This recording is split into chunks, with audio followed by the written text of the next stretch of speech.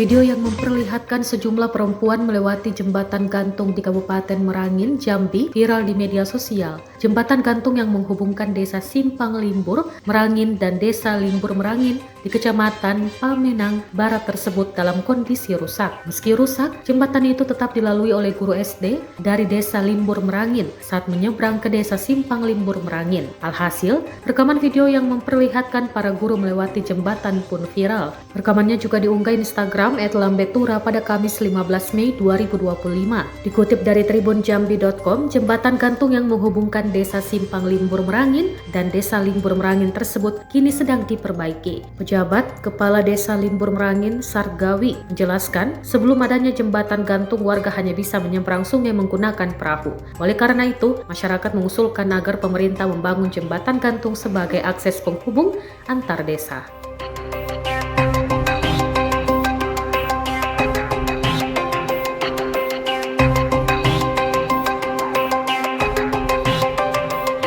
Proses pengerjaan rehab jembatan gantung Desa Limbur Merangin, Kecamatan Pamenang Barat, Kabupaten Merangin, Provinsi